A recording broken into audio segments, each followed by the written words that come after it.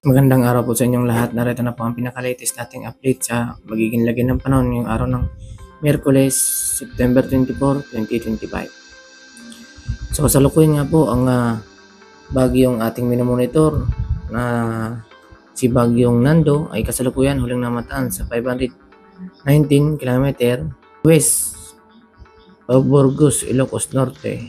Nakasalukuyan nga po ay ganap pa rin itong may lakas na umabot sa 185 km per hour at may pagbugso po rin po ito umabot sa 205 km per hour. Samantala, kumikilos pa rin ito ay kanlurang bahagi ng ating bansa, kung saan ay nakalabas na nga rin po ito ng ating Philippine Area of Responsibility. Ngunit hinahatak pa rin itong Bagyong Nando ang hangin habagat. Kasalukuyan nga natin na nakaranas pa rin ng mga pag-ulan, lalo na dito sa kanlurang bahagi ng Luzon, lalo na dito sa Bataan, Pampanga, Zambales, Tarlac, Pangasinan, Benguet, La Union, kabilang ang Ilocos Sur sa mga nakakaranas ng mga pag-ulan at mga biglaang bugso-bugsong hangin, dulot nga po ng hangin habagat na hinihila ng super typhoon si Nando. Samantala, mayroon din tayong minomonitor na bagong bagyo na pumasok na nga sa ating Philippine Area of Responsibility, na pinangalanan nga ito sa local name na Upong, na may kategory na nga ito na tropical depression. Samantala, sa mga susunod na oras, posible na nga itong maging tropical storm, na kung saan bagya pa nga itong lalakas sa ating pagtaya, na posible pa nga ito na lumangkas hanggang sa kategory na severe tropical storm, na kung saan posible nga tayong magtaas ng signal number 3 kung ito ay lalapit sa ating kalupaan, na magdudulot nga ito ng malakas na ulan at malakas na hangin, na tinataya nga natin na posibleng umabot ito sa bugso na 100 km per hour. Samantala, dahil dito, inaasahan na natin sa paglapit nitong Bagyong Upong sa ating bansa, or lalo na sa silangang bahagi ng ating bansa, inaasahan natin pagsapit bukas ng umaga ay asahan natin makakaapekto na ito sa silangang bahagi ng Samar, or dito sa area ng Samar region, dahil sa dito nga ang posibleng mas malapit ito sa areang ito. So at posible nga itong makaranas na ng mga pag-ulan na maaaring umabot sa 100 to 200 mm per hour na pag-ulan. At bugso-bugso po yan at kung minsan makakaranas tayo ng katamtaman hanggang sa mga malalakas na pag-ulan, at posible nga rin ang pagbaha at pagguho ng lupa. Samantala, dahil dyan, pinaghahanda na natin ang ating mga kababayan sa mga posibleng paglapit ito. Samantala, mas mag-i-intensify ang mga pag-ulan at mararanasin natin mga localized thunderstorm at pagkulog at pagkidlat pagsapit ng Friday hanggang sa Sabado, na hanggang sa posible na nga itong maglandfall sa mga araw na ito. Dito nga po yan sa inaasahan natin sa area ng dito sa area ng Eastern Samar, Northern Samar, Sorsogon, Albay, Catanduanes, at Camarines Sur, Camarines Norte, Quezon, Laguna. So, ang tinutumbok nga po nito ay ang pagkilos nga po nitong Bagyong Upong ay pahilagang kanluran. So, kaya ang ano niya po ay papataas muna siya at bago papalayo. Inaasa natin sa mga lugar na makakaranas ng orange rainfall warning, sa lugar ng Catanduanes, Albay, Sorsogon, Northern Samar, Eastern Samar, na posibleng makaranas ng 100 to 200 mm na pag-ulan. Samantalang sa mga nalalabing bahagi ng Luzon at Visayas ay inaasa natin makakaranas din ng umaabot sa 50 to 100 mm rain. Sa lugar naman ng Camarines Norte, Camarines Sur, Laguna, Batangas, Quezon, Marinduque, Occidental Mindoro, Oriental Mindoro, Romblon, Masbate, Aklan, Antique, Capiz, Iloilo, Guimaras, Negros Occidental, Cebu, Bohol, Negros Oriental, Siquijor, Biliran, Leyte, Southern Leyte, Dinagat Islands, kabilang ang Palawan. Dahil dito ay inaasa natin naka-yellow rainfall warning ang mga nasabing lugar. Samantala, dahil dyan ay pinaghahanda na po natin ang ating mga kababayan na sa paglapit or pagtawid nitong posibleng maging severe tropical storm na posibleng nga tayo magtaas ng signal number 3 sa mga nasabing area. At sa mga kalapit nitong lugar ay posible rin makaranas ng hangin na umaabot sa signal number 2 at ang signal number 2 ay umabot po yan sa 60 to 80 km per hour ang kanilang hangin. So yung 60 ay sustained wind at samantalang yung 80 ay umabot yan sa pagbugso. At samantalang 55 to 60 ang signal number 1. So yan po yung mga signal natin sa mga posibleng daanan ng bagyong si Upong. Samantala at maging alerto rin po tayo sa mga biglaang buhos ng pag-ulan dahil sa posibleng nitong hatakin habang papalapit itong bagyong si Upong dito sa silangang bahagi ng bansa, lalo na dito sa may Eastern Visayas at saka sa Eastern Luzon ay inaasahan natin na hihilahin din ito ang hanging habagat na umiiral. So possible na rin na makaranas dito nga sa Palawan ng bagyang maulap na papurin at mga kalat-kalat na pag-ulan at pagkulog at pagkidlat. At dahil dyan, maging alerto po tayo sa mga biglang buhos ng pag-ulan, lalo na sa hapon at gabi. Samantala, para naman sa ating magiging lagay ng ating panahon sa iba't ibang rehiyon ng ating bansa, patuloy pa rin ang inaasahan natin makakaranas ng bigla-biglang buhos ng pag-ulan dito sa kanlurang bahagi ng ating bansa or dito sa Luzon. Lalo na dito sa mga nabanggit na lugar na kung saan nga dito sa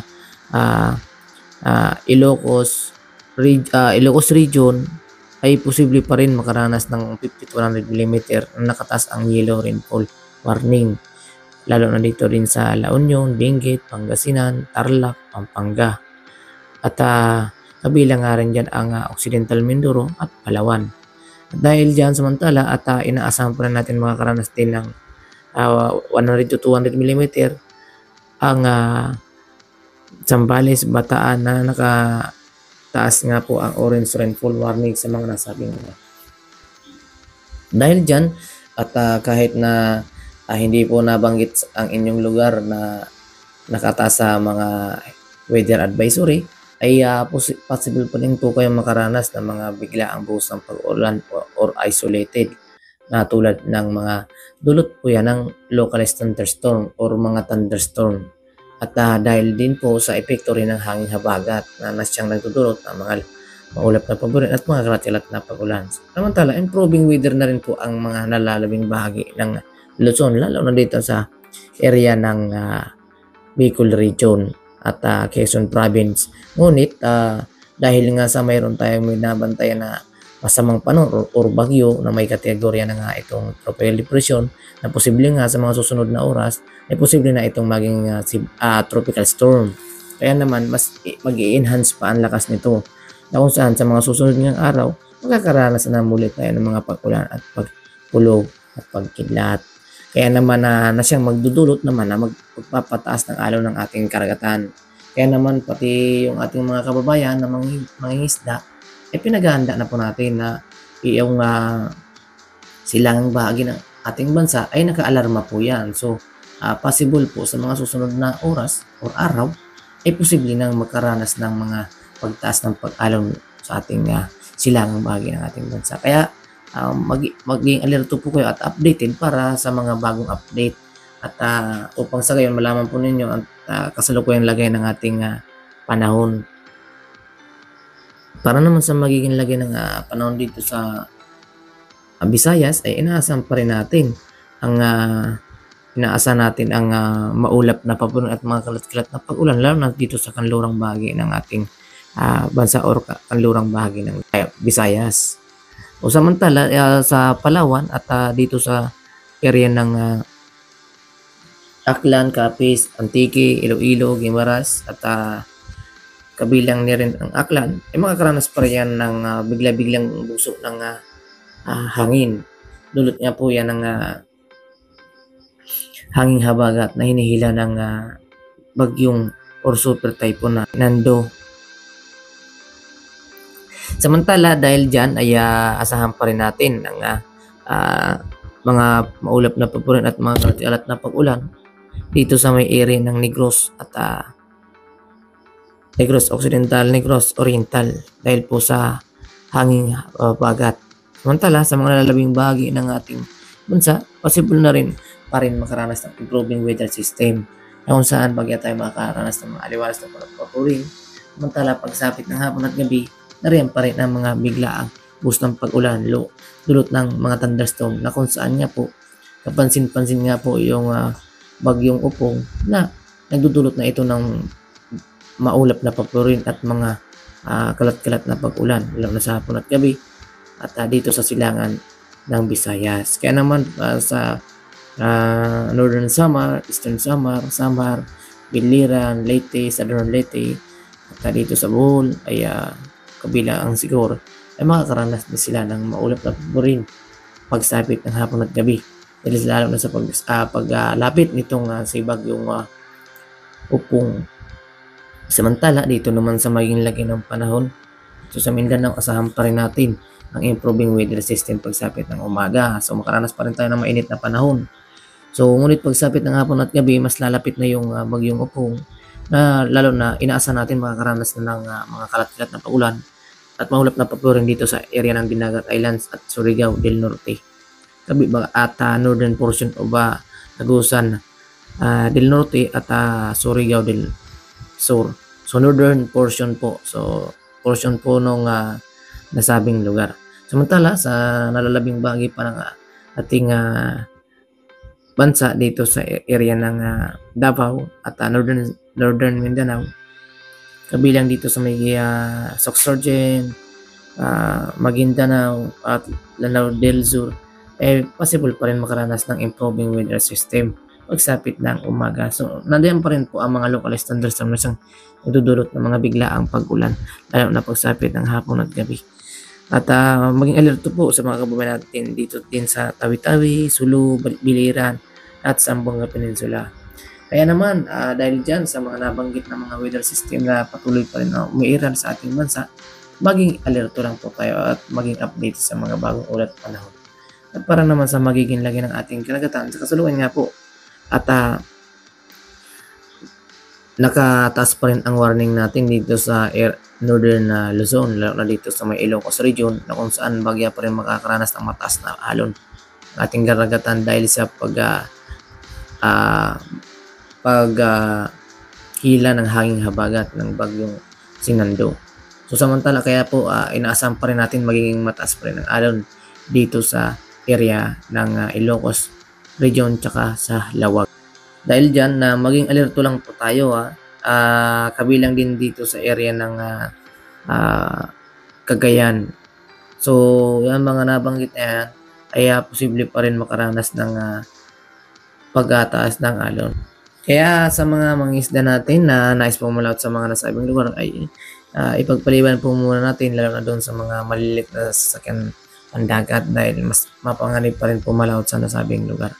Samantala, sa mga nalalabing bahagi ng ating seaboard, ay inasa natin magiging light to moderate over banayad na magiging pag-alon. Samantala, dahil sa mayroon nga tayong bagyo sa may silangan bahagi ng ating bansa, hindi tayo panatag na anumang oras kasi po ito ay maaari itong magdulot na pagtaas ng pag-alon dahil anumang oras nga po na ating tinatahak or lumilipas ay possible na nagbabago na po ang panahon. Kaya maging alerto lang po at laging maging updated sa mga bagong ulat panahon. At yan nga po ang pinaka-latest nating update sa maging lagay ng panahon ngayong araw ng Miyerkules, September 24, 2025. At maraming salamat and God bless us all guys. Bye for now.